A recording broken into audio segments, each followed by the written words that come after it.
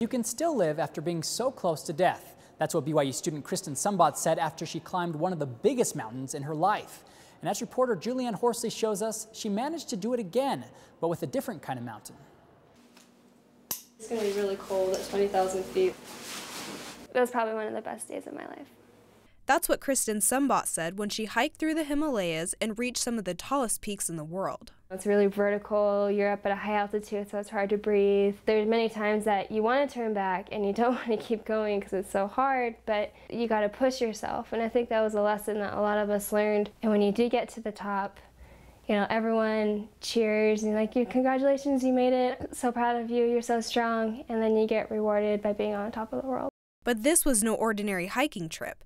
While climbing the rugged and steep trails in the culturally diverse Nepal, Kristin teamed up with Above and Beyond Cancer to carry prayer flags up thousands of feet.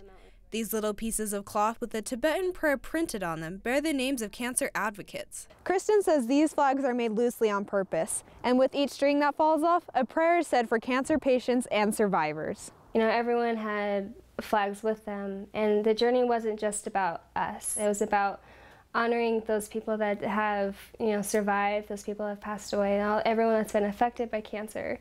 But Kristin isn't just an advocate for curing cancer. She's a cancer survivor. When you hear that you have cancer, your world just stops spinning. For several days, Kristin felt a little more than tired and weak coming home from school. Everyone thought it was mono.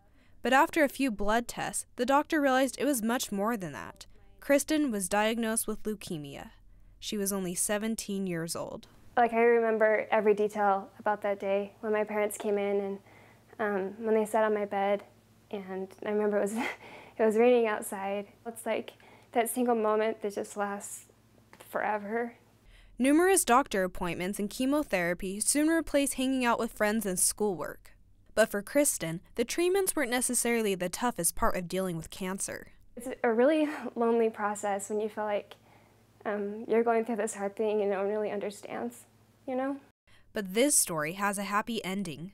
After 828 days of chemotherapy, along with a team of doctors, that rainy day soon passed when doctors came to Kristin and told her she no longer had to face one of her biggest enemies.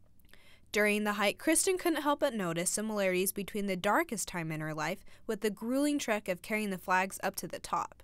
It wasn't about making it to the top of the mountain, and it's not about, just making it to the end of your chemo treatment. It's about the journey there and what you can learn from it and how you can survive and how you really live. Kristin not only climbed one of the tallest peaks in the world, but overcame one of the hardest and darkest mountain climbs in her life. And she says that both trials brought new life afterwards. Julianne Horsley, BYU Weekly.